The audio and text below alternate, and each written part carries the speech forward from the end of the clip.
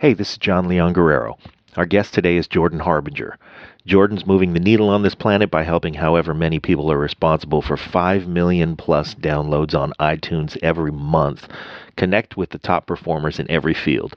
Jordan grew up in Michigan and did his undergrad and went to law school at Michigan, became a Wall Street lawyer, and very quickly realized he wasn't going to be fulfilled in that career.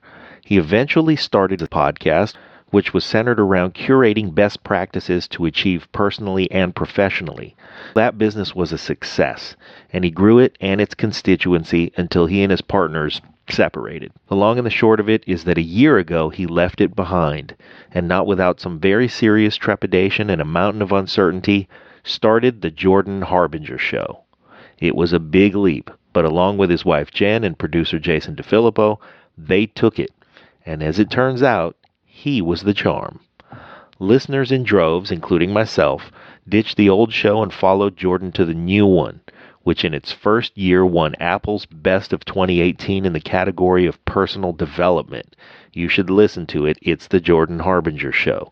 He gets deep into untapped wisdom of the world's top performers, from Barbara Boxer to Barry Katz to Drew Pinsky to Shaquille O'Neal, too many to name. And today we tap into his. Back for more, here's our friend, Jordan Harbinger. Lions Rock Productions.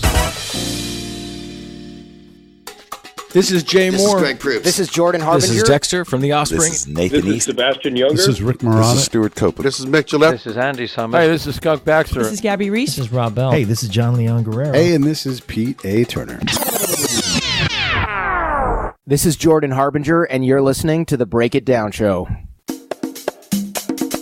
And now, the Break It Down Show with John Leon Guerrero and Pete A. Turner.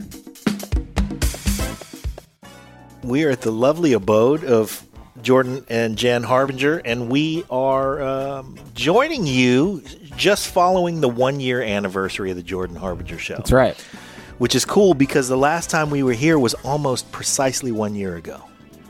When did you guys come here? You had just dropped maybe episode 4. Oh, so I was... Oh, wow. Yeah. That was like early trauma times. It was, as Jen describes it, and she's described it now, and she's, a lot more... I mean, back then you guys were still dealing with it. Mm-hmm. And now that you have some hindsight, she said, yeah, we were really, really, I was surprised that you guys were able to get anything because we were stressed and we were... But that episode was great. I'm glad. Yeah, I was probably...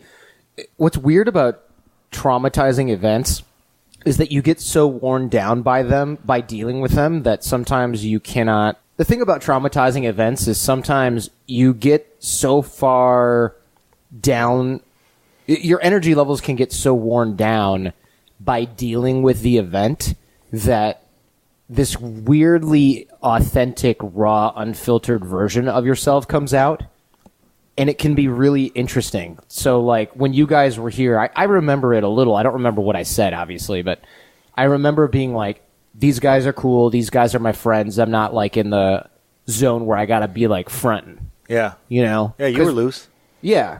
And you're in my house, so I'm not like, hey, everything's perfect. I'm like, this is a shit sandwich. Mm-hmm. I don't know if I'm allowed to say that, but I just did. I think you should. And like, yeah, I'm wearing sweatpants. I probably like hadn't slept well for a month by that time, possibly, maybe give or take. Yeah. Maybe even just 2 weeks. How long do you need to not sleep to be like kind of over it though, right? Like 1 day for me. Well, you go over the hump. Yeah. And then you're just doing it. And I think we did catch you in that zone. I can tell you exactly where you were. You mentally knew that you were going to figure it out, and you had already done it once, so you'd be able to do it better. Mm-hmm. But emotionally, you were still like, everybody's counting on me, and, I know, but you didn't feel like you had that realization yet because there was so many things to figure out, Yeah. You guys were still dealing with the old contracts and all that stuff was going on. There was all this just housekeeping to do. And so it's hard to have a good handle on what 2 months from then is even going to look like.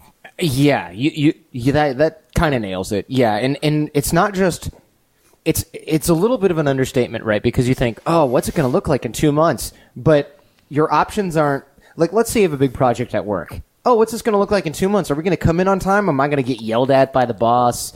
Are my workers going to be a little stressed? That's a small range. Yeah. This was like, am I going to fail and have to move in with my parents, or am I and I fire everyone, or is this going to be like something that we survive? It wasn't like, this is going to be so great. People were telling me, a lot of my entrepreneur mentors, if you will, buddies, people who'd been through some serious ish, were like, this is going to be the best thing that ever happened to you, and maybe 1, 2, or 3 years, you don't know. Yeah. But when they had seen it, and they were seeing it for you. But when you're in, but you're at the front of the road. Yeah. Forget that crap. Like, in 3 years you're going to be like, yay. Well, great. That's like just saying, trying to figure out this week. Yeah, that's like the first day of final exam. So it's only a week long. You're just going to not, or like, taking the bar exam or any sort of really stressful, trying time where you get kind of like one shot at it. It's not like, I don't know. There's just not a whole lot of things in life that are like that. And so this really serves as the Where Are They Now episode. Yeah. Because we were there just as you were going through that. I just want to get some housekeeping out of the way. Yeah. Everybody who hasn't already, and let's face it, if you haven't already, I don't know why you haven't, but jordanharbinger.com, subscribe on iTunes, all of that stuff. You just won an Apple Award for I did. most downloaded. Most downloaded new show of 2018. So it's Apple's Best of 2018. Yeah. Most downloaded new show. Holy cow. Which was awesome. Yeah. Because, well, for many reasons. But one, I've never won an award from Apple or been awarded anything. I don't know if I won it. It was more like nobody. It's weird. It's hard saying won because it wasn't like nobody voted. Nobody at a committee picked. But on the other hand, the listeners who downloaded the show, shared the show, helped the show build, they kind of voted by actually showing up. Picking up the show. By showing up. Yeah, by showing up. Exactly. Yeah, we voted with our downloads. So yeah, that serves as a giant middle finger to your previous show, which shall remain nameless. Yes. Does it exist anymore? It does. It does exist. And what's funny is a lot of it's kind of it's a little petty, but I reserve the right to enjoy that since I'm like still in litigation with people that screwed over a lot of my team members. Yeah. It's funny to see people who go, "Hey, I was looking for you," and I was like, "What the F is this?" And then I found your new show, and I was like, "Oh, okay," because people who had missed like the jump, they're like, "What happened? Where's Jordan? Like, what's going on?" And if you look at the reviews of the old show, it's like, this show totally sucks now. What happened? And it's like very gratifying because what you don't want is for your listeners to be like, whatever. Yeah. That would be like the worst. Yeah. Right. And we have mutual friends and stuff. And apparently there's like a lot of surprise on the other side. Like, I can't believe people are going to them. And like, I can't believe it. And it was really a surprise in a positive way for me and the team to see almost the entire audience just migrate over to the new show. It was really cool. Wow. Wasn't totally expecting that, Well, it's great that you didn't have that expectation. Yeah. But I see the nature of it because, we migrated over and it just seemed like the thing to do because you were the heart and soul of the previous show. Mm-hmm. I don't know what's left of it. Maybe it's grown its own great heart and soul, and I don't know. I haven't heard much. Congratulations on the award. It's well deserved. You clearly worked super hard. You guys really nail it down. Do you feel like you were liberated at some point to do things right? Yes. The new way? Yeah, and yes. The short answer is yes. The reason is because before, whenever you have business partners, or I don't even know if that's all right, you could have people on your team. It doesn't even matter. Whenever there's somebody in your life that has one vision and it doesn't align with what's going on, you hear founders and entrepreneurs talk about this all the time, but you're just reading an article in like Fast Company, so you don't really, you're not really putting yourself in their shoes. But when you hear company co-founders, or like the CEO will fire somebody, or like the board will fire somebody high ranking in the C-suite, and then whenever you read about that, it's never like, oh, they weren't getting it done. It's always like that we had different visions. And I used to think that was this weird sort of politically correct term for getting rid of somebody that you don't like, right? Yeah. And sure, that probably exists at some level. Yeah. But now I totally get it. Like if you worked at Twitter and you started Twitter with a buddy and one guy was like, it's going to be a news service and it's going to be top down, and we're going to provide all this stuff, and we're going to send it to people's phones as a text message. And then the other guy's like, no, I want everyone to participate in this like discussion. You can't do both. And if you've got the marketing team is kind of like on this guy's side, and then the implementation teams and all the like coding, whatever product teams are on the other side, you're gonna fail so hard. Yeah. So you have to get rid. The higher ranking member has to be like, so we're doing it my way. Sorry. It doesn't mean the other person wasn't capable of executing the vision at all. So what we had was a little different, but I realized that now ours was more of a bad, mean-spirited sort of ego thing on the other side. That happens too. And that happens too. But this was now I no longer have to be like there were so many times. This example will put it in perfectly. There are so many times where I knew that I couldn't execute on what was blatantly a really good idea because it would hurt someone's feelings in the company. Yeah. And it was like so dumb. And I remember this company, actually magazine called The Atlantic, which is a popular big magazine, wanted to profile me for the magazine. They wanted to profile you. Yeah, and I was like, holy crap, this is a big deal. Yeah.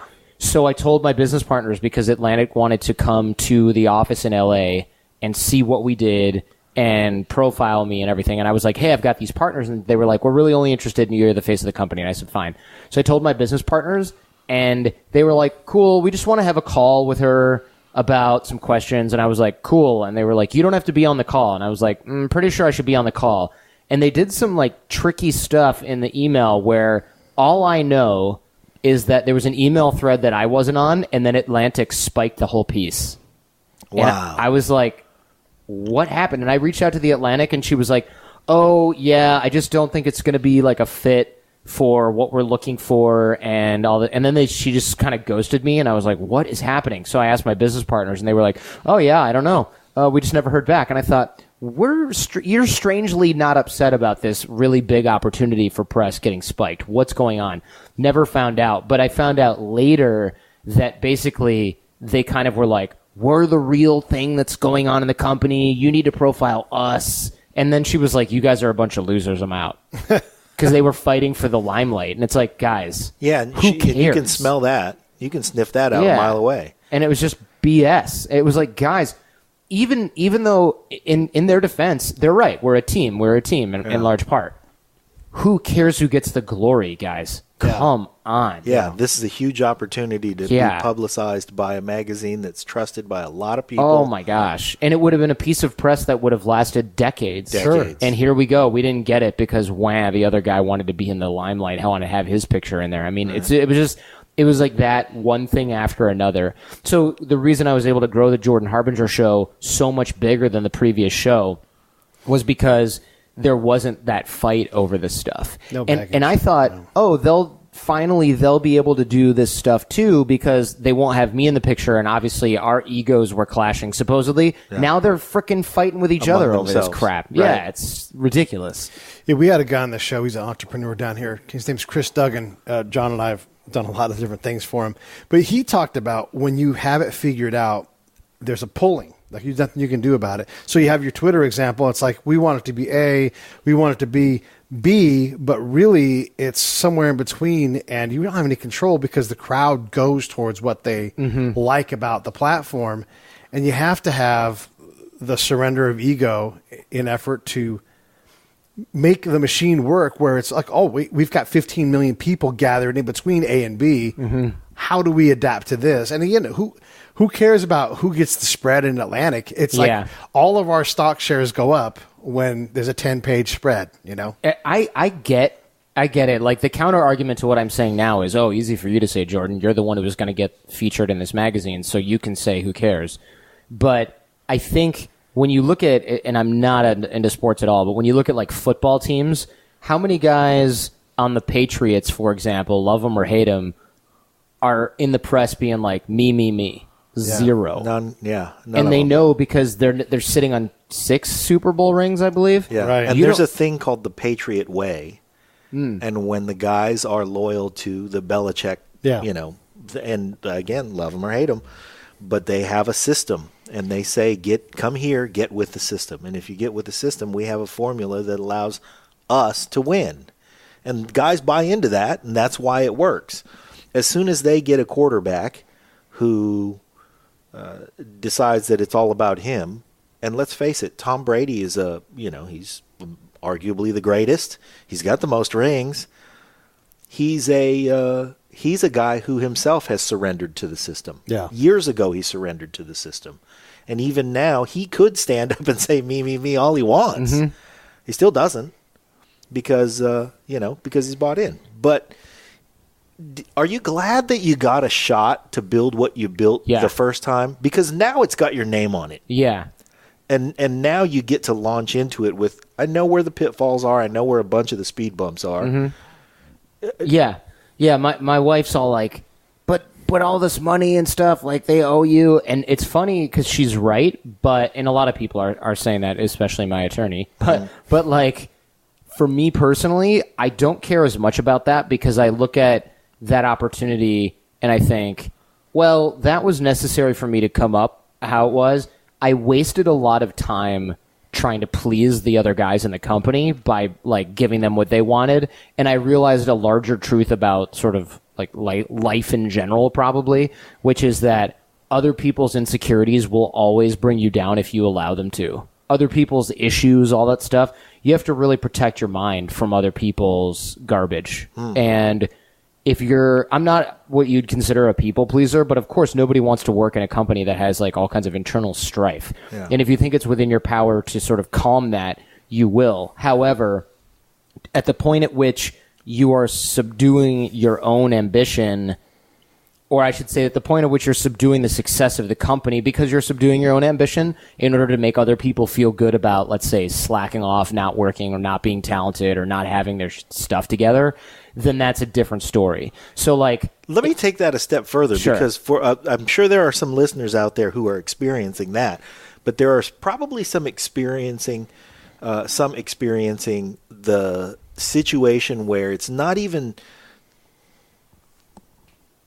It's sabotage. Like somebody is self-sabotaging their effort at a place where they work. And you're right. And if you're working to make that person feel better and you're sacrificing some piece of yourself or your own professional integrity, that's doing nobody any favors. It's so true. Yeah. There were so many times at which here's a classic example. I had an interview with Heinz Ward. Mm-hmm. It's funny. It's like a football themed show. I never watch football, and I'm not a sports guy, but I had an interview with Heinz Ward for the old show.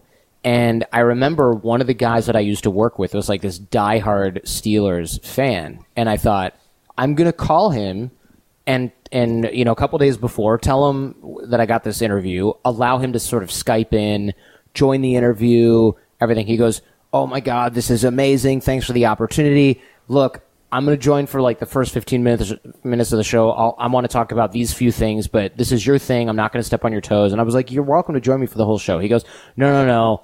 I'm going to join for the first bit, and I'm just going to say a few things that are relevant to what we do to Heinz because I know all the background, and then you guys can transition and I'll drop off. And I said, fine.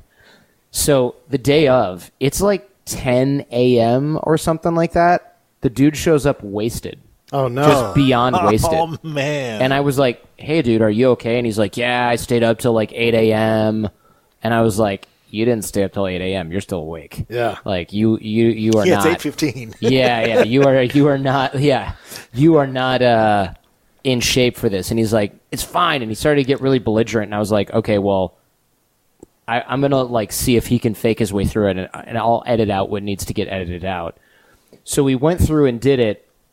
And my producer was like, hey, I don't know if we can air this. So I was like, air the stuff where he sounds like coherent, at least a little. And he's like, okay, I can do that.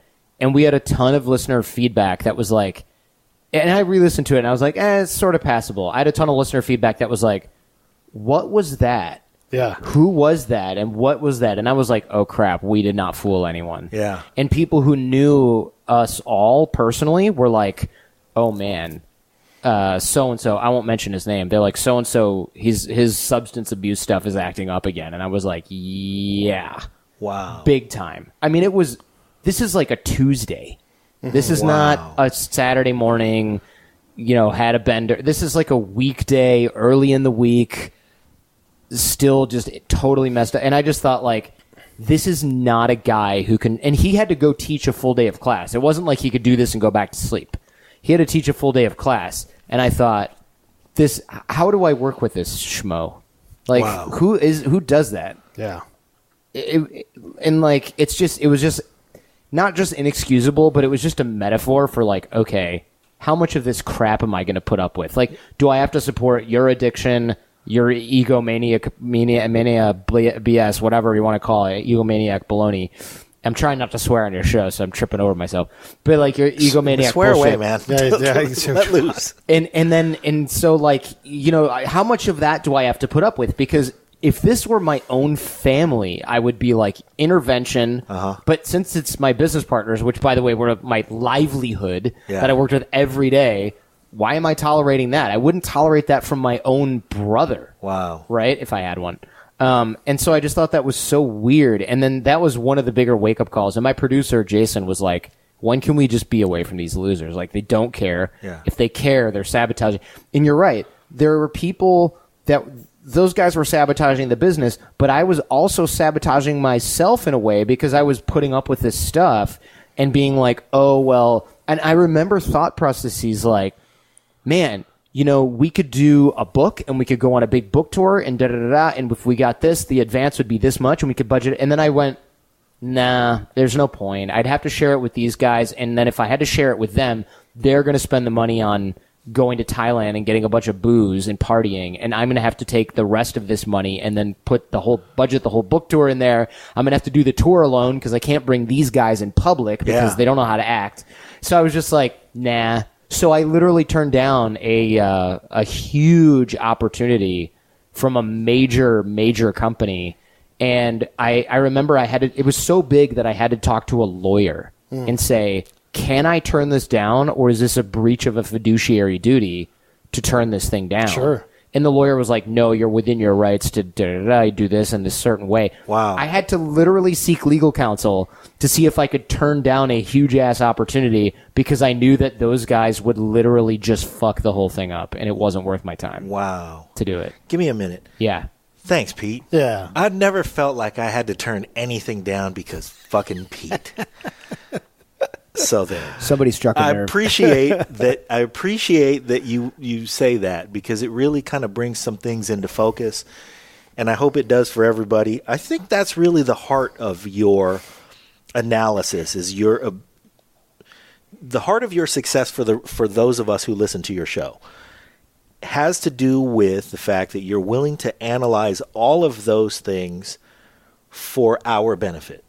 You bring performers on who are at the top of their game in whatever the game is, but a lot of it has to do with the fact that we all can relate to experiences that you not only highlight that other people have been through, but we're sort of walking this journey with you and experiencing it, with your help because you're so willing to reveal all the things that you go through without any hesitation.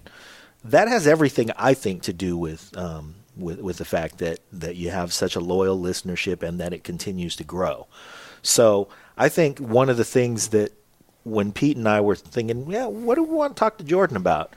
We talked about how, what our mantra should be is you're not fooling anybody. Yeah. If you're not fooling anybody and you go through life with that attitude, I think for me it's been cathartic just to begin to think that way. Like, I'm not fooling anybody. Yeah, that's a good point. We have you definitely aren't. Our friend, see, our friend Jay. We have a friend who is a comedian. He knows Jay Moore. It's Jay Moore. Oh yeah, and nice. I forgot you guys know each other. I was like, wait, how is that? All right. That's how we met, probably. We took a picture one time, and I go, how's this look, Jay? And he was like, it looks like me. That's what I look like. And, his hair was fucked up or whatever. And I think this is one of those things that I think when we all come to terms with the fact that you're not fooling anybody, ever. Yeah. So you might as well just put it out there. So this is a piece of art kind of dissecting your success. Oh, I appreciate that. It comes from that. I love the idea that you're not fooling anyone. What's weird is there's this whole you're not fooling anyone thing that a lot of people have taken to be like, oh, I need to be like that. And then they go and they construct this sort of like fake online persona that's really, in air quotes, authentic, but it's fake authentic.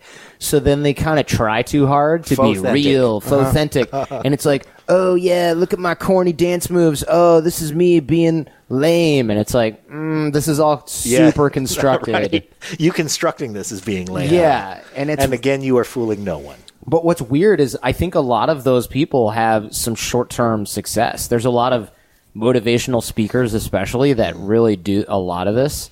They're like, I'm authentic. And I'm not trying to genderify this, but I feel like the women's self-help space suffers from this a lot. The guys are worse in many other ways, but the reason I'm singling out the women's self-help space is because women have spent a lot of time thinking that they have to be perfect, and that's very common among American women, especially in middle America, having to be raised a certain way, think a certain way. So when someone comes in and is like, hey, it's okay for you to think differently, they're really into that. But a lot of it is, it's okay for you to think differently, but also you got to buy my brand of clothing, and you've got to do this multi-level marketing bullshit that I'm selling you. As long as you think differently this way. Yeah, think the differently whole my world way. has become a multi-level marketing thing. It's just everywhere with my click funnel. Get in, get my free PDF, and all these things. You're just like, stop selling me the same thing over and over and over again. One of the things that we've discovered on this show is sort of the flip side of this. You can't not fooling anyone is, and it comes from the actors that we have on. Is talking about show up on time, hit your marks, tell the truth. But the truth is way more complex than that. It's like, what's John's truth? That's what he brings. Certain character actors just bring something. Certain actors can change that around, but what's your truth? What do you bring? Like the moment you come into the room and you do your job, what is your truth? I don't even know. What is my truth? That's such a weird question, man. I mean, no offense, but it's very bizarre because I don't know. What context are we talking about? Like, what do I bring to the table? God, if I knew that, we'd be having this conversation on my jet. Says the guy who lives in this great condo in an amazing neighborhood in Northern California where real estate prices are skyrocketing. Jeez, I know. Tell me about it. I'm trying to buy another house, and I'm like, I'm like, Mom. And my parents not really. I mean, my mom's a retired public school teacher, so she's not about to cut a check for that. But I feel like saying, Mom, or all my parents. Are your folks still in Michigan? They are, yeah. How about Jason lives in L.A. still? Producer Jason lives in L.A. He moved to Chicago, then he moved back to L.A. He loves L.A., but then he likes Chicago. I don't know. He's a moody guy. Even with his moves, he's a moody guy. Yeah. He must forget how bad the weather is in That's Chicago. the thing. He goes to Chicago, and he's like, I love it. I'm in my own house. FLA. Screw this. And then he's like, it's cold. I'm moving back. I hate it here. This is ridiculous. No, I mean, Chicago's great. It's just the problem is, winter. Yeah. Really. I'll tell you, the real problem is winter never ends. In June, you're like, it just snowed today. I know. Yeah, so the problem really, it's not just one problem with Chicago. It's mostly September, October, November, December, January, February, March, and then a little bit of April. Yeah. But the rest of the time, it's great. It's great the rest of the time. Pete lived in one of those places where a home run in Wrigley Field might hit his window. That's pretty cool. Yeah, it was awesome. It was a lot of fun. I don't want you to wiggle off the hook on this truth question. Oh, yeah, sorry. You gather a lot of people. You have a big audience. You deliver something to them. There's some form of truth in that because you're not trying to fake it till you make it. Right. So what do you think that is? Well, like if you could characterize it, what's your truth? Maybe this isn't a real answer to the question, or maybe this is an answer to a different question, but I don't go into interviews where I don't care about the content of the interview. I've spent a lot of time doing that, and it doesn't work. Right. Because that's when you go, tell me how you got to where you are. That's when your questions suck because you're not really curious. You're just like, oh, I have this YouTube celebrity in front of me. Got to check that name off the list. That'll be good for search engine optimization. Yeah. That doesn't work for me. So I have people on that are like neuroscientists, great authors, thinkers, illusionists, people with crazy stories because I'm like, I want to hear the story. if it's a story that I wouldn't, if it's a story or conversation that I wouldn't listen to if I weren't recording it, I just don't make it because it sucks otherwise. It just sucks if you do that. Yeah. You end up with a lot of these, and podcasts are famous for sucking in that way, that very specific way. Yeah. Where you get somebody who's like, hey, so you're such an inspiring singer from 2004. Now you have your own skincare line. So inspiring. Wow, that's amazing. And you're like, what are you bringing to the table? Hey, I'm marketing my skincare line. Oh, so inspiring. Why? Yeah. I mean, maybe a little, but like, what is this jock dork bringing to the table? Why do you need to even be here? Yeah. What are you talking? Why are you talking? You know, that's how I feel when I hear shows like that. So I try not to be that way. I try to ask good questions, get a great story going, get the show flow going, and then just get the hell out of the way. And like, if it's a really rowdy conversation with somebody that I like, that I find I'm on equal footing in a lot of ways, then I'll talk more and it'll be more interesting. It'll be more of a back and forth and less of an interview, which is great. But there's never a time in which I'm like, okay, I got to like suffer through and be animated during this show. Like, I'm not putting on a show. And I think the truth of my truth is that there's no show to put on because nobody wants to see your fucking show. They just want to hear you, So true. and they want to hear you interact with the guest, or they only care about the guest. Nobody wants you there, really, unless they know you already. So, like, my show fans, for the Jordan Harbinger Show fans that have been listening for a while, they're glad that I'm there. New listeners could not care. They resent that I'm there, right? So I want them to feel like, okay, I listened and this guy added just enough and then got out of the way. Yeah, Nobody that wants... becomes your responsibility. It is. Because if they don't care about you and they care about the guest, then what you bring to the table is more of the guest. Right. So, wow, we never heard that story about, whatever. Exactly. Or those are details of Hines Ward's career we didn't know. Yeah, because nobody's like, oh, I came here and I'm so glad that random Jordan guy talked about how this relates to his life. Like, you add that in pieces, and I do that all the time in the show, but I don't go, let me stop you right there, Hines. That Super Bowl thing is pretty cool, but let me talk about my upbringing. It's like, unless it serves as a highlighter to highlight a piece of his story or a piece of his takeaway, I have no reason to say it.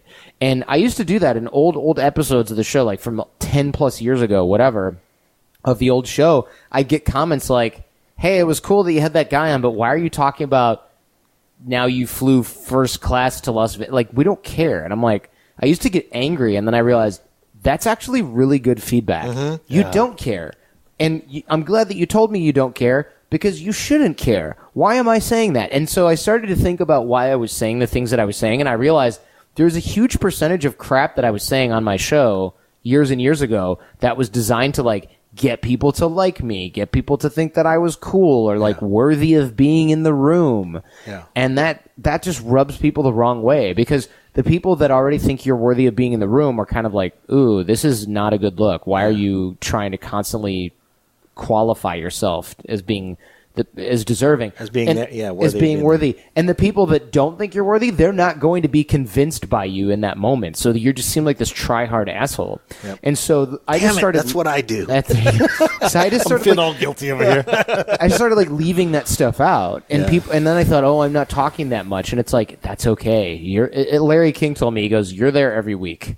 Yeah, you'll get your 2 cents in eventually." Wow. Like, you're there every week. Yes. You don't need to impress anyone in the time span that you have during that hour. And in some respects you do, because you have to get people to come back.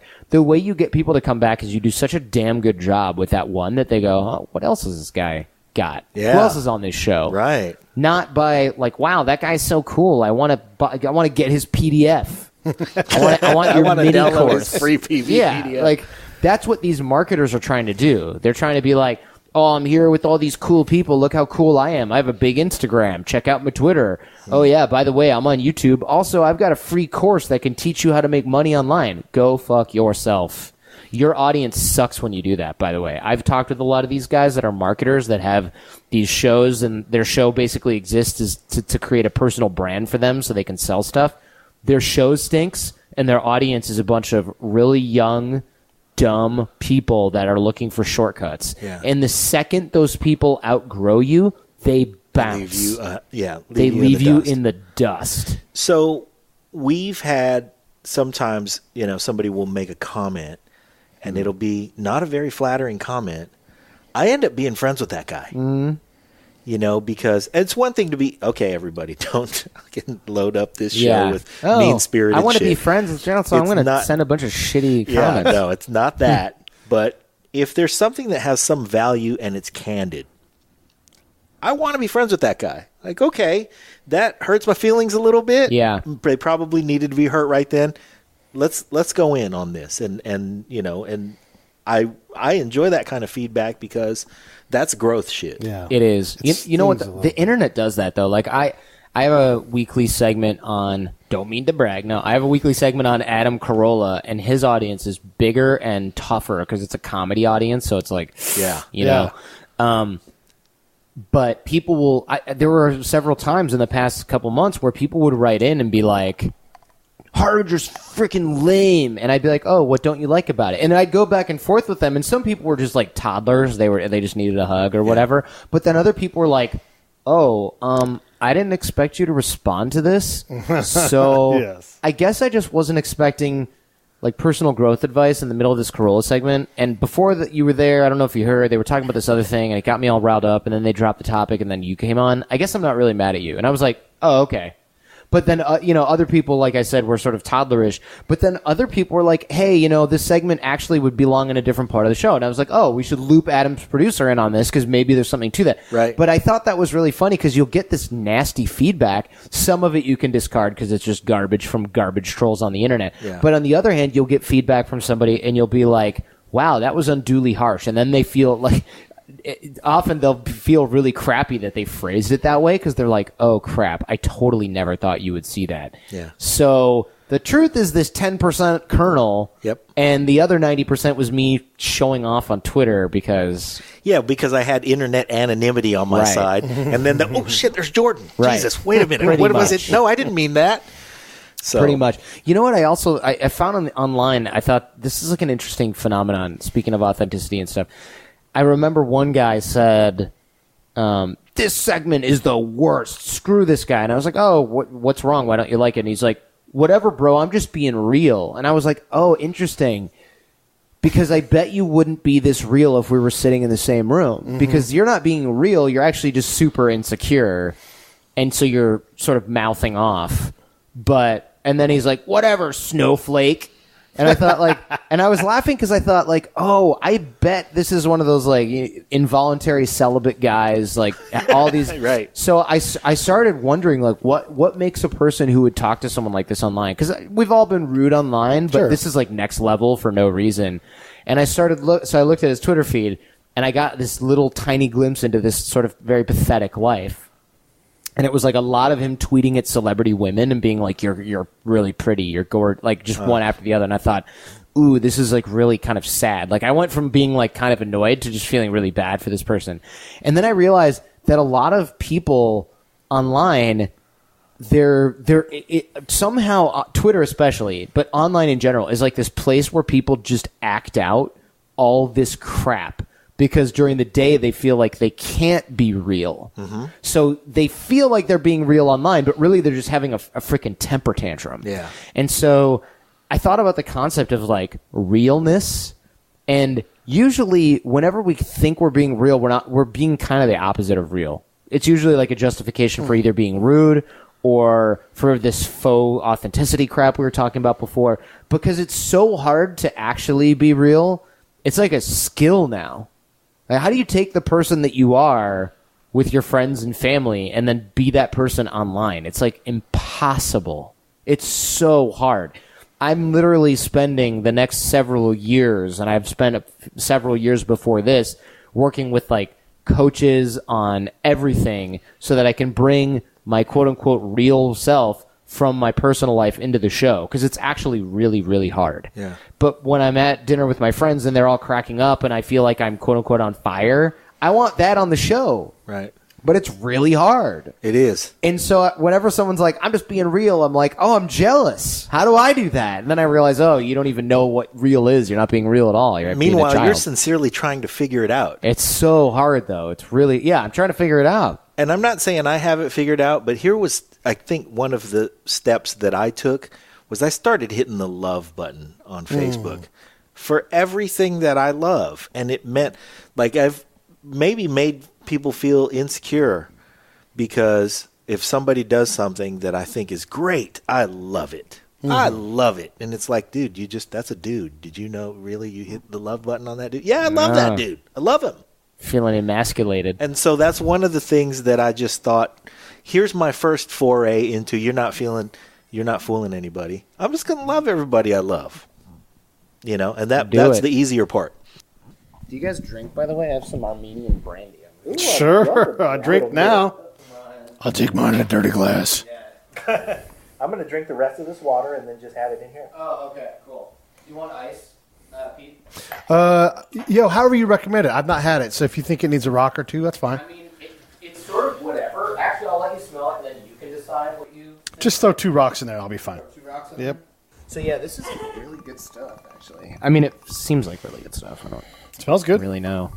I'm a really lightweight, so this is going to be a lot for me. True Confessions with Jordan Harbinger. There you go. Yeah. This episode of the Break It Down Show is brought to you by Lions Rock Productions. That's us. We publish, evaluate, and develop podcasts just like this one, consult others to build their own, and create associated content and content marketing strategies. So if you're launching or expanding your social media presence, your business, or your personal brand, or if you just want to take your media presence to the next level, Reach out to us on Twitter at Pete A. Turner, or at JohnLG69. at the Break It Down Show. There's 1,000 ways to get a hold of us. Now enjoy the show. I'm a really lightweight, so this is going to be a lot for me. True Confessions with Jordan Harbinger. There you go. Yeah. Jordan just served us some Armenian brandy. That's right. Yes. We were talking about technology off mic, and I've reached the age where technology moves at a pace that I don't naturally know when to be prepared for the technology to happen. Okay. So, like, I went to my high school. I go every year to talk to the kids, just like, I'm you from the future. What would you like to know? And then they ask me questions. But They let him do this. That's by the not- way. What they must be really short of role models. That's the pitch. The pitch is I'm going to tell these kids, Yeah. I'm you from the future. Ask me anything you want. Yeah. Am I a And famous nothing's off YouTube limit. celebrity? Unfortunately not. No, unfortunately, you're a fat middle-aged man. You're a podcaster. What's a podcast? Yeah. They've got an iPad, and you type all your stuff in, then you push the button, it takes a picture and spits out a sticker, and you put it on your chest, and it's like, that's the person, that's the name. So I do it, and I'm like, I'm going to make a funny face. So that, so I'm like, thumbs up. Mm-hmm. And then I stop, and I'm like, okay, did it take the picture? And when I go to look, Oh, no. I'm such an old man. Like if you go into that, I know John does this too. Like when you go into the picture booth at the party, and Yeah. like the first one, you're like, what's going on? Yeah. And then you're like, it's taking pictures. And then there's one good picture. That's Yeah. the age I'm at now. I know. It sucks because I thought I'm so relevant. Like I'm a digital Yeah. entrepreneur. I'm in the Right. space. And I remember, do you know what SoundCloud is? Sure. Yeah. Okay. So like a few years ago, I remember telling my friend who. This is good, by the way. It is really good. It's called Ararat. It's named after a mountain, I guess. Yeah, and that's the one in the Bible. Yeah, exactly. Yeah, that's where I've heard of it. That makes sense.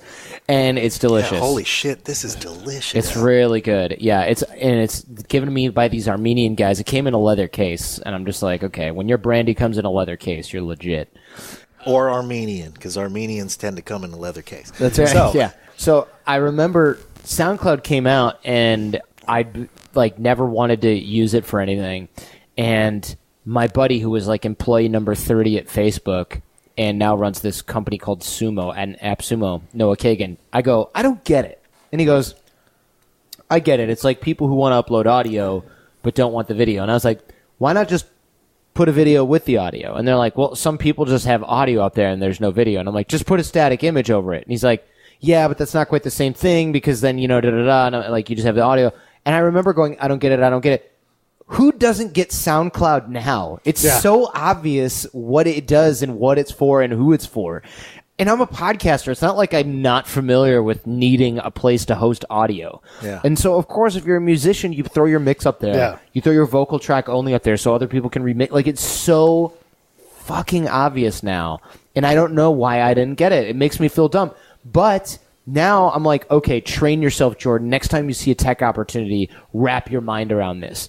So then Uber, I remember when Uber came along, I was like, this is really cool, but it's kind of expensive.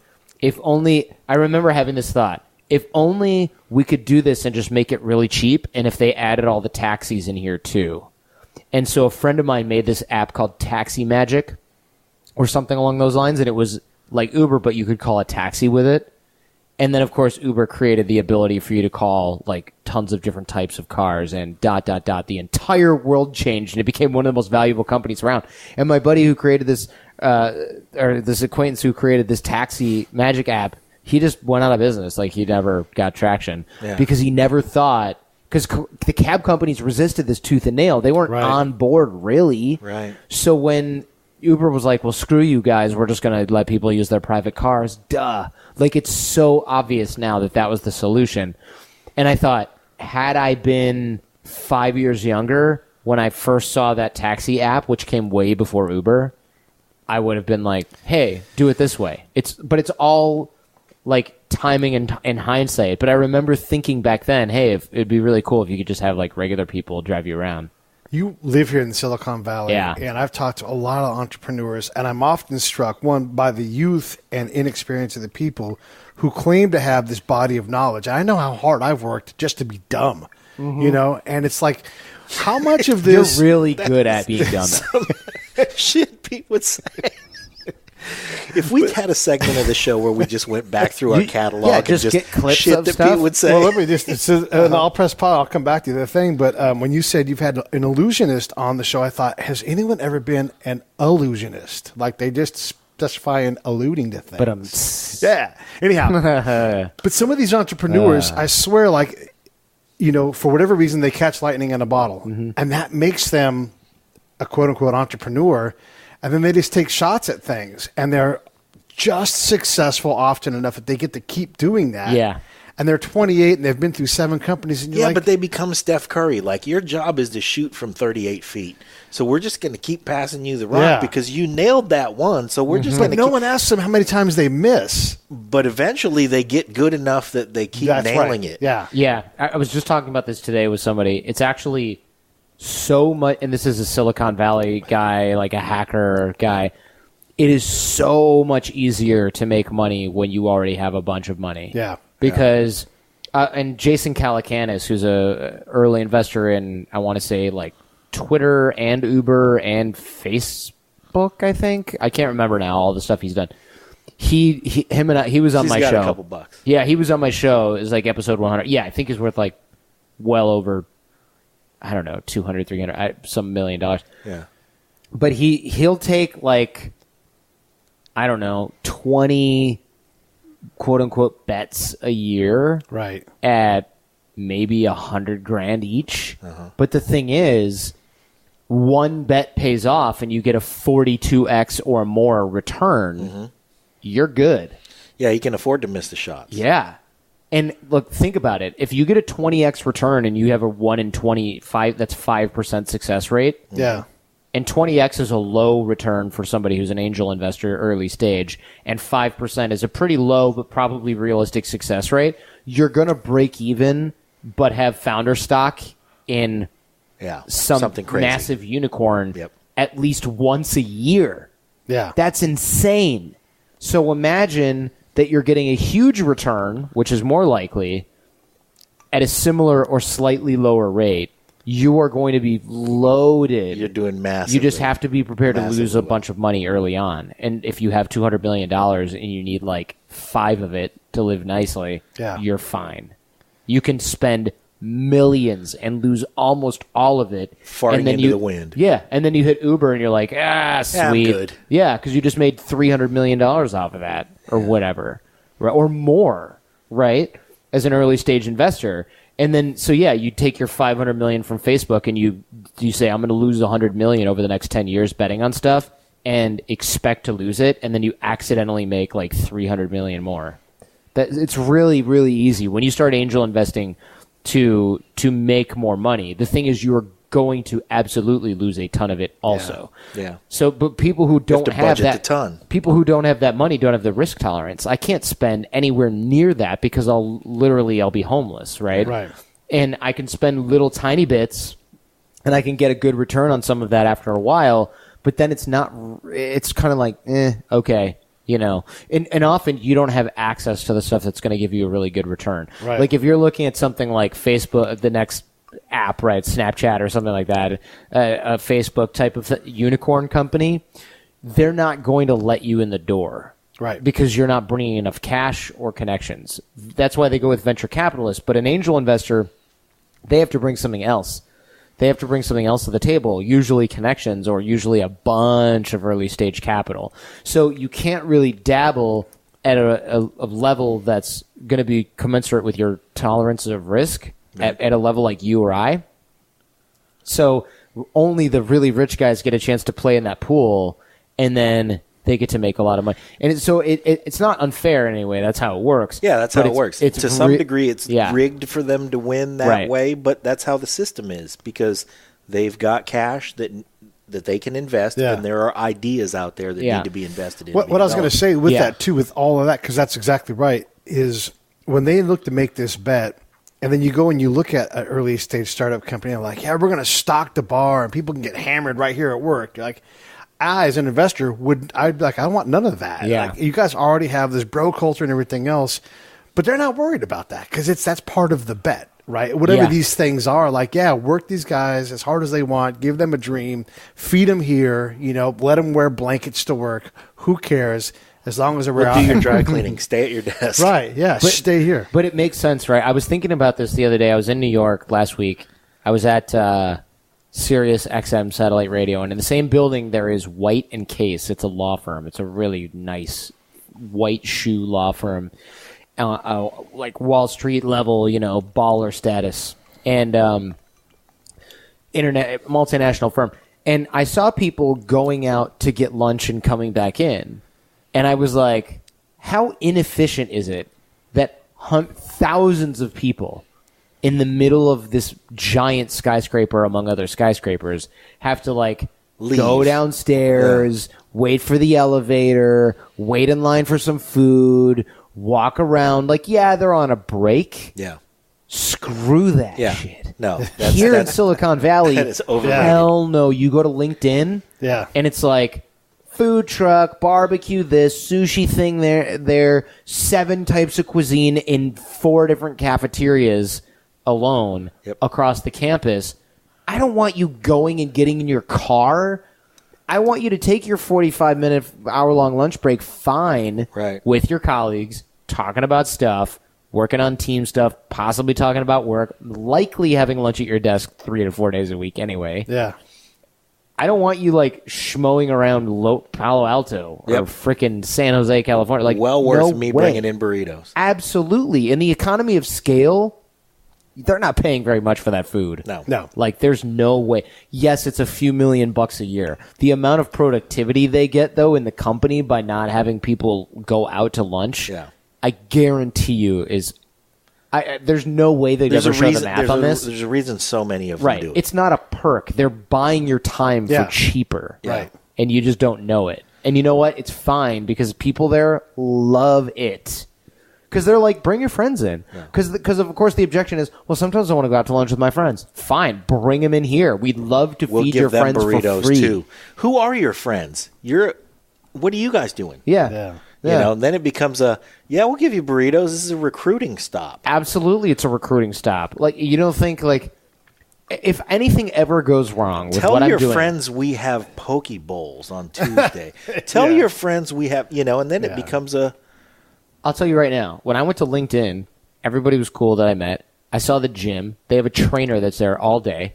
You can go lift. You can go work out with the trainer. Then you go get, a fresh sushi or a poke bowl from the chefs. Or you walk outside. They got food trucks of all kinds, depending on the day. And, you probably work long hours. But I was sitting down with a couple of the people that work there. And I was like, so is this kind of just like college? And she's like, yeah. it's a lot like college with better food. She goes, you know what? I haven't gone grocery shopping for like 4 months. Yeah. Because I come in and I have a little breakfast, and then I go to work, and then I have lunch, and then I usually stay late enough that I can eat dinner, and then I go home. And I went, what do you do on weekends? She goes, just kind of like go out to eat or something, or like, you know. Yeah. And I went, oh yeah, because you would do that anyway. Right. Yep. You skip breakfast on the weekend. Then you have a little bit of lunch, and then you go out with your friends, and you have to do that, 2 days a week? Like, why would you ever go grocery shopping? Sure. I was like, do you have a gym membership? She's like, no, I don't need one. I can just work out after work. And I was like, oh, yeah, good point. Like, they want you to do it's actually brilliant. And if anything ever goes wrong with the Jordan Harbinger Show, I'm going to apply to work at LinkedIn. Sure. I have a friend who's been at Facebook about 10 months, and it's the same thing. He's going through that thing where it's like, I went in the grocery store the other day and I forgot how much coffee creamer costs. Yeah. All kinds of things like that. Like, he doesn't have to go to the gas station but he never leaves. He's there all day, and he's fine with it. So they are purchasing your time. Yeah. And it's okay. So it's not like an exploitative practice or anything like that. Is it though? Yeah, it's fine. If you like it, it's fine. But Yeah. I want to get back to your show because Sure. one of Yeah, the I don't things know. that was has a happened crazy rabbit hole. with our show is that we've met some people who were great guests. We've met some people who have changed our lives. We've made tons of friends and stuff. Is there a guest that you would point to who's been in the last year on your show who you can say, I knew I'd get a great episode out of that guy. I didn't realize that I'd make a friend who has changed my life in some way. Robert Greene was pretty amazing. Yeah. He's like he wrote 48 Laws of Power, Mastery, the Laws of Human Nature. First of all, he's a genius. Second of all, such a great person. People who read the 48 Laws of Power think he's going to be some sort of like malignant psychopath because he wrote the 48 Laws of Power, which is popular in like prisons and stuff. I mean, it's popular everywhere, but it really made a run in like certain circles where people are misusing it. He wrote it as kind of like a warning for all those things. Wow. Not as a how-to manual, but of course, Yeah. it's a double-edged sword. Somebody, though, has gotten the right thing out of it in that environment. Oh, I yeah, guarantee. yeah. I mean, and so Robert Greene's episode, it's great. We talked about a lot of amazing things in that episode with Robert Greene, and also he's just such an awesome guy. Yeah. And I keep in touch with him all the time. He invites me to stuff. Unfortunately, he lives in L.A. and I live in San Jose, but he's just a great, great guy. And I just think he's amazing and just in every way. And I hope he writes something else. I mean, his book is worth reading and rereading, and all his books are. But also to be an awesome person too is kind of like that's a feat, Yeah. Yeah.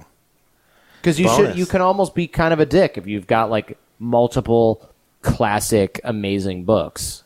You can. Very true. You can get away with it. Sure. And they'll keep giving back to you. And so you almost don't need the audience will continue to grow because that thing is sitting there and it's regenerating on its own. So Are you still becoming a better host?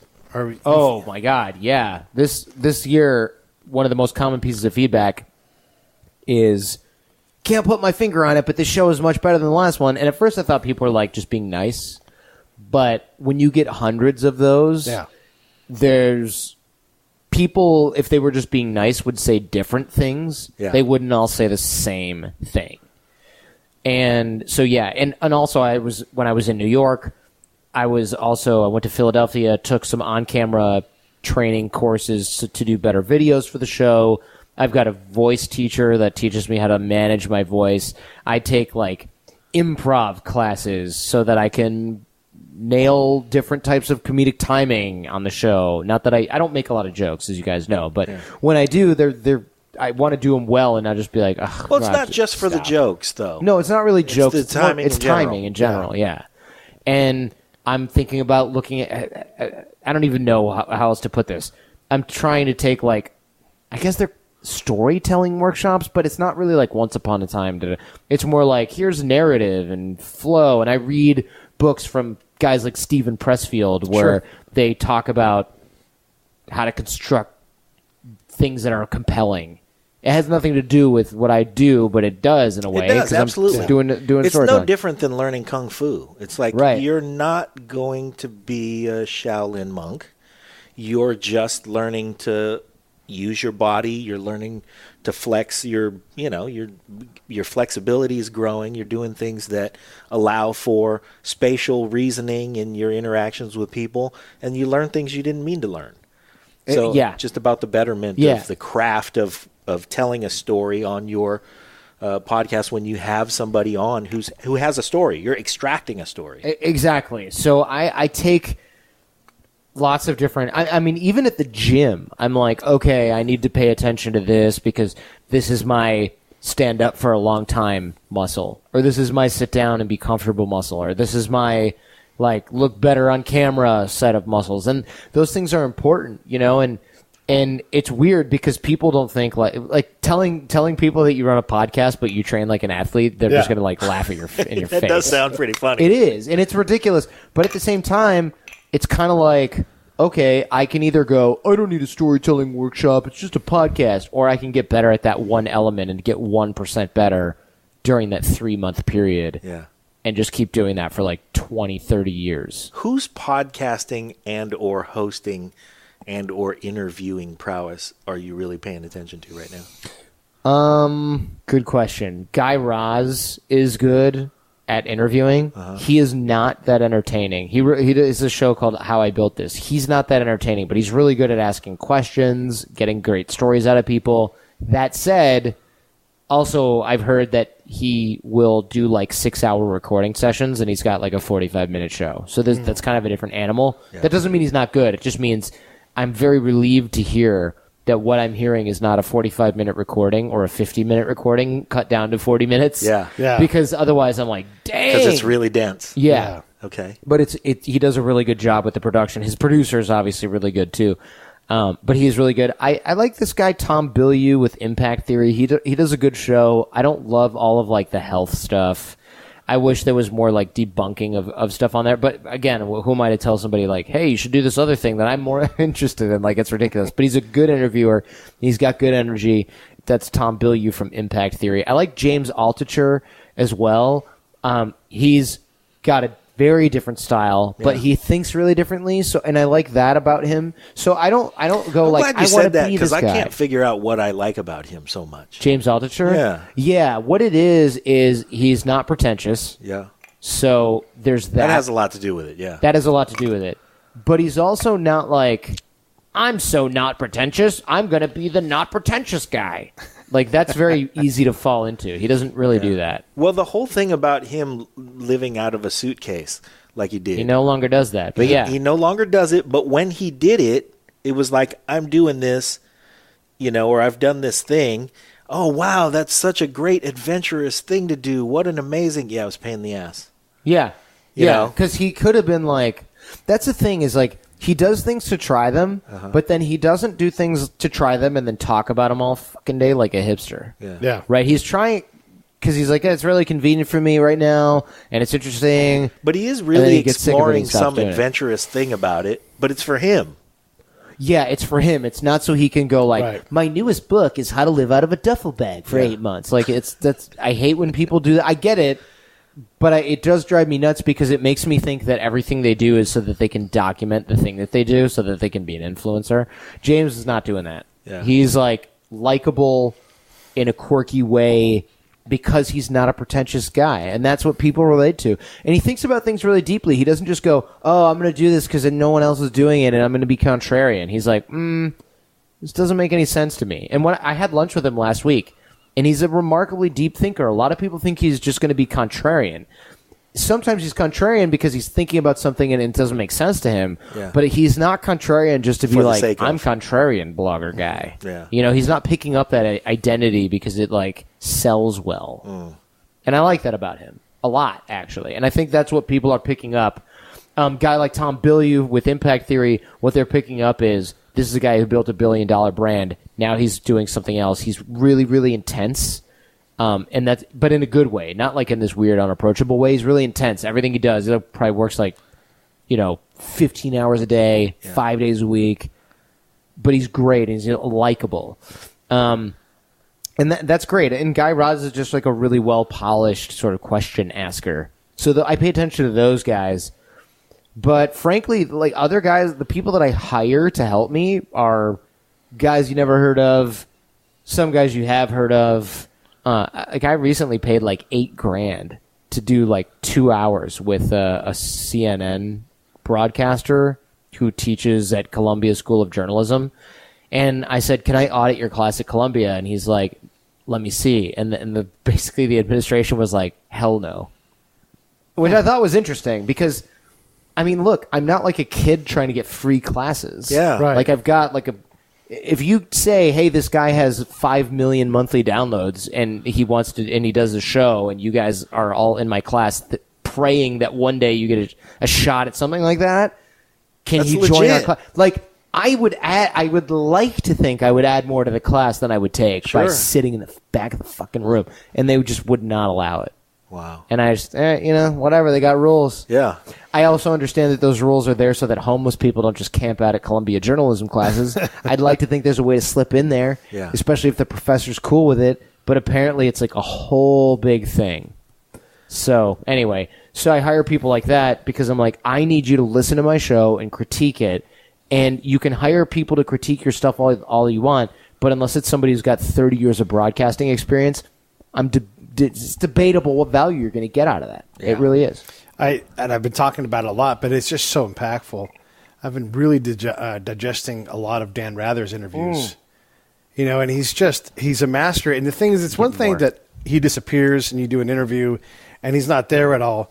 But it's the other thing, like as a mechanic in the interview sense, to hear him set it up. And the example I've been using just because it's so great is he's got Kenny Rogers all the way warmed up, 3/4 of the way in, and he just sits back, lets the silence do the work, and says, regrets. And Kenny is along for the ride. God, that's awesome. He doesn't go, I got no regrets. He goes, his answer was this. Those last 2 kids I had, 70 years old. What? I should have done that.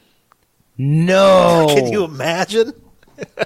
Wow. Did And he then Dan qualify doesn't that have- by being like, but I love them. They're great. Yeah, and Dan doesn't say a word. He just sits back and lets Kenny do the work, and he does. He's like, I love my kids, but a grown man like me, as old as I am, they're not going to see me grow old, and I'm never going to see who they are.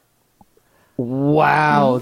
I want to write this That down. is that is super heavy. And My it's wife he took just my says phone. one. That is super it's heavy. one word, and it's We won't let you just forget so it. heavy. Yeah, we'll shoot you an email or something. Good Lord. That's awesome. Is that Dan Rather's new, what The is it big called? interview. Yeah. That one. The big interview. Oh, he had one that was called, maybe that was called that. Is it red and black, the logo? I can't think of it right now. We should link that in the show notes. Yeah, we will Jason, for link sure. that in the, oh wait, it's not my show. Yeah.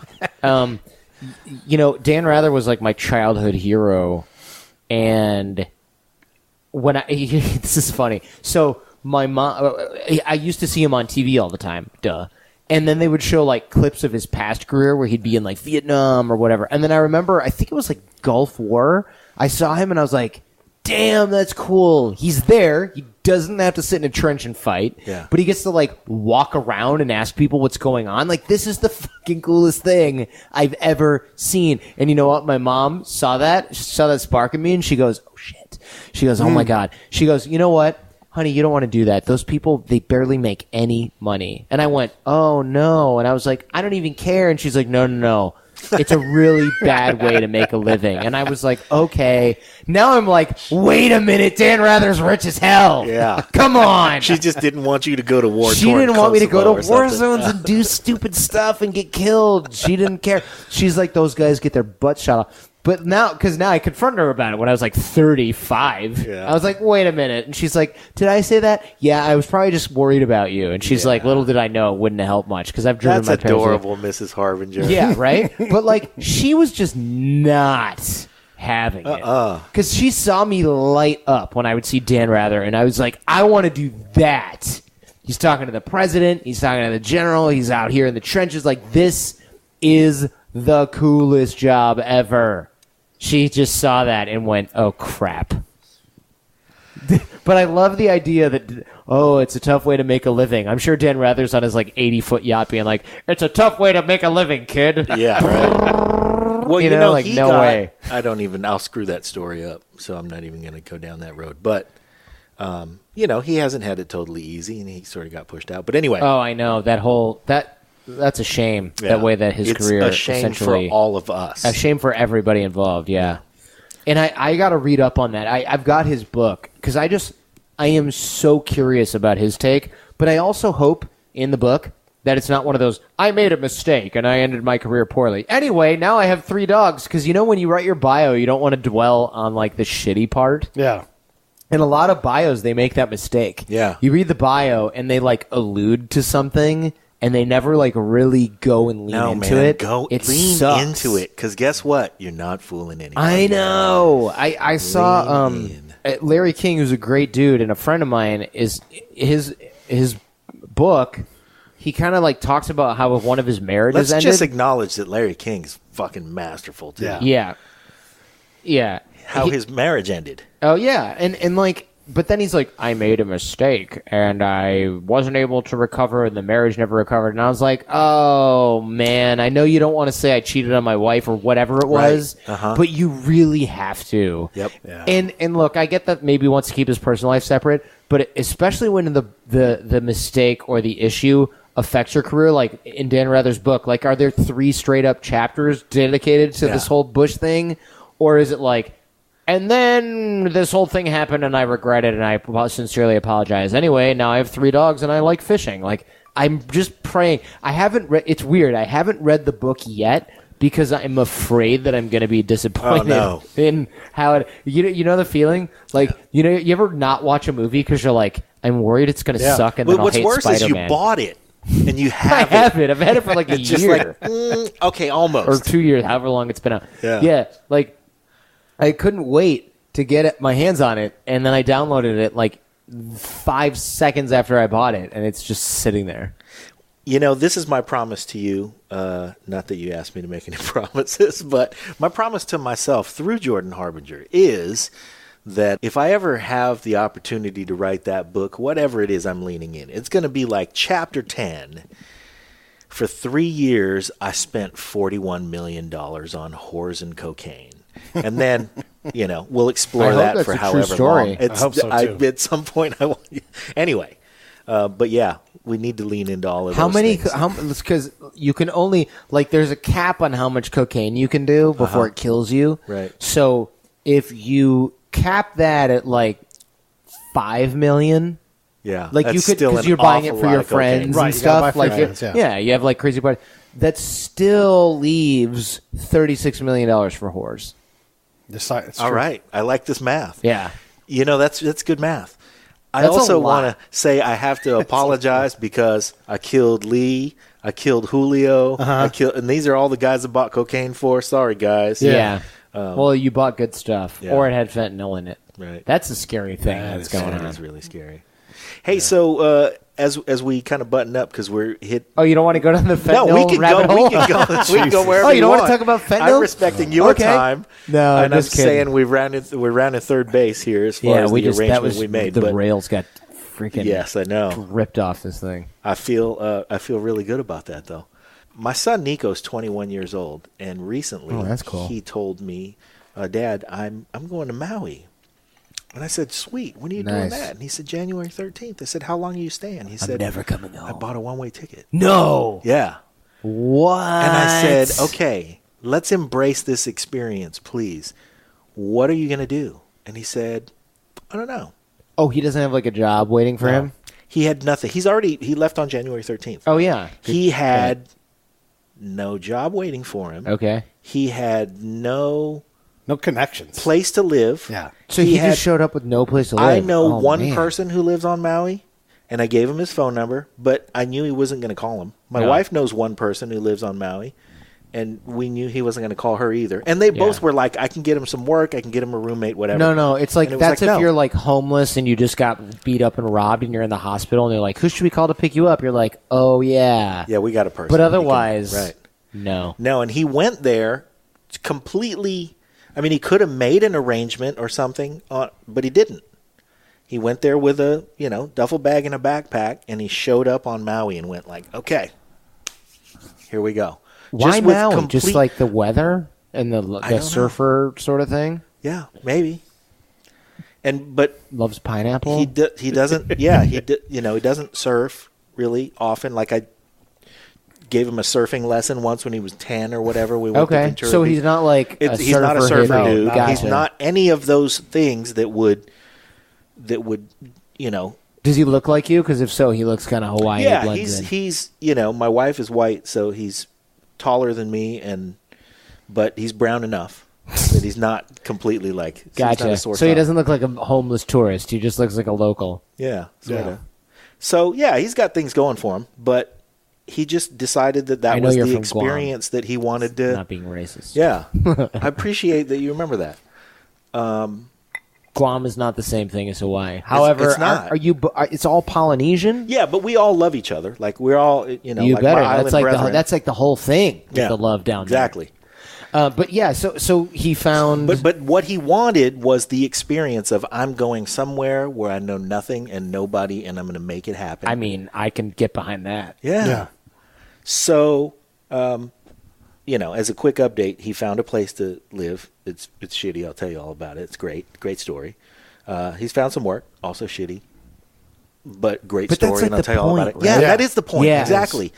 So if you are going to speak to our listener who's out there who's like, I don't know what the hell I'm going to do, what encouragement would you want to give a guy who's just considering that he ought to do that? To do what? Find out what they want to do, or to go to Maui? Just go do something that, because let's face it, you think things through, you help us think things through, you help us strategize, and kind of, that's what we come to you for. Yeah. As listeners, we betterment through strategy and execution. Getting it. I do think things through, but I wasn't always like that. I will say, some of the biggest growth experiences I've had, one was I got a job overseas teaching English, and the pay was so bad that I basically had to dig into like savings and borrow money from family and friends to survive. Just to exist. I was getting paid like $100 a month.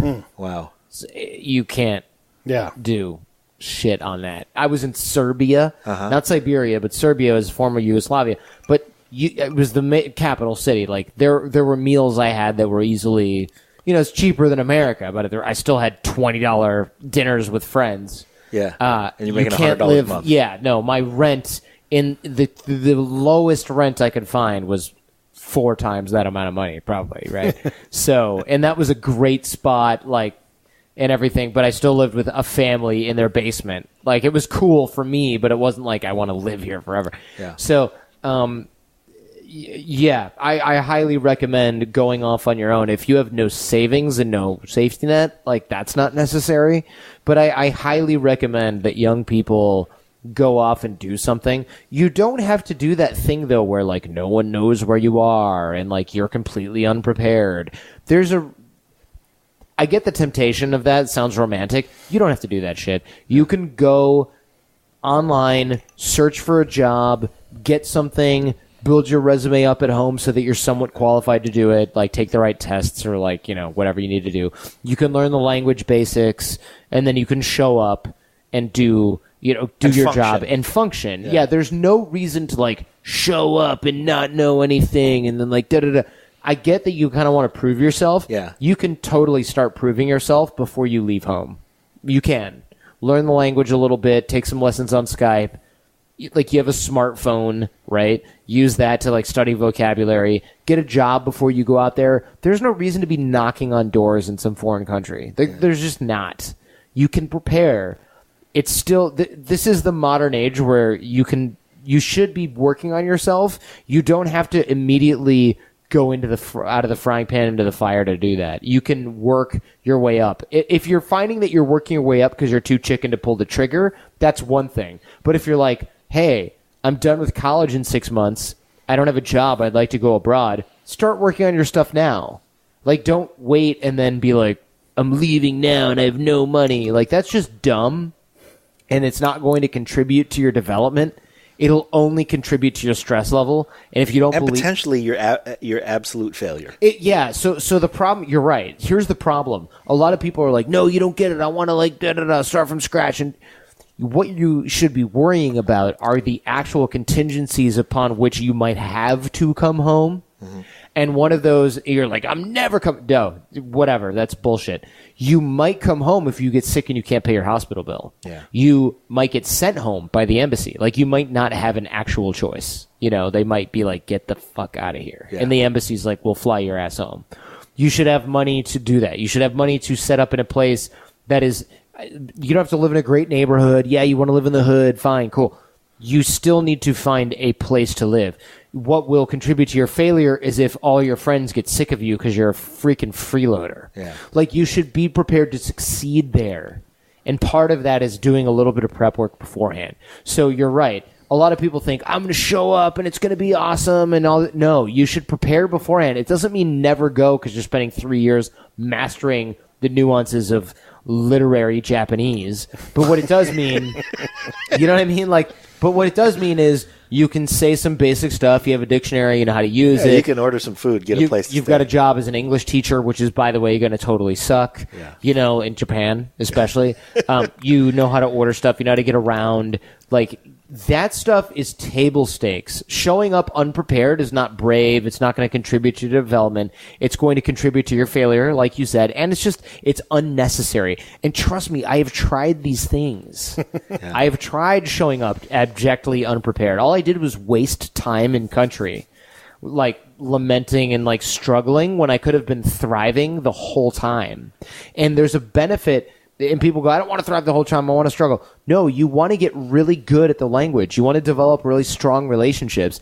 If you spend your first 4 to 6 months being like, I have bread. Oh, sorry, I don't know German. That's not a useful bit of time. Yeah. You're wasting There that are time. useful struggles that you should seek Right, out. right. And they're not those. Right, Yeah. exactly. Okay.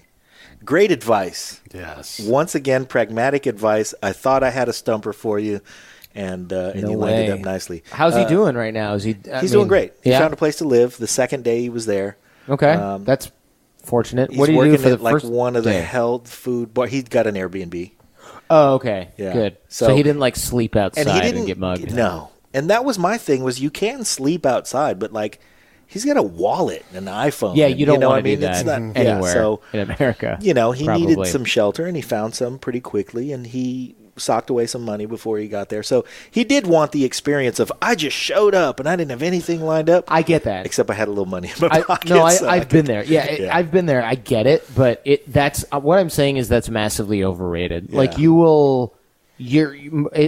a Maui's little one bit of thing. dough so that you can find out that's massively overrated. Sure, then go to without Maui and killing do it. yourself. Yeah. But don't go to Serbia or Germany or Russia or China and try to do this it. motherfucker's been kidnapped. Yeah, like And you'll if you end guys up in a just bad heard situation. that for the very first time, go back, listen to the Jordan Harbinger Show, and catch up because That's you'll right. hear all about it. Yeah, fucking legitimately kidnapped. What the hell? Yeah, you will put yourself in a. If you show up, there's a difference between being on that curve of I'm kind of not prepared, but I'll jump to the next level because I'm being pressed. But generally, we don't rise to the level of our expectations. We sort of default to the level of our training, and you can push yourself on that curve. Like if you show up to Maui and you're like, oh my god, I got to find a job, I got to find a place to live. I'm carrying everything I have. Like that I value with me. I don't know anyone here.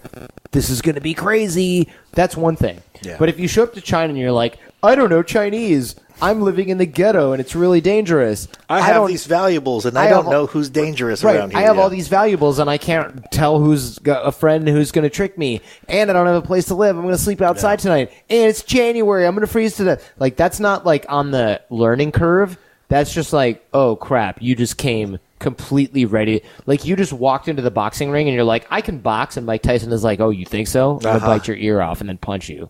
Right? So like you don't get any value from setting yourself up to fail. There's a difference between setting yourself up for a big challenge and setting yourself up to get absolutely destroyed. There's no value in the latter. There isn't. I mean, you might have to do it once and learn the hard-ass lesson. Yeah. But beyond that, like, stop doing that. Stop doing that. There you go. All right. Pete? That's perfect. I'm not saying anything else. Terrific. Our guest today was Jordan Harbinger. Listen to him on the Jordan Harbinger Show. It's jordanharbinger.com. And sign up for everything. Your life will be better. Jordan, thanks, man. You're welcome. This is the ice sound.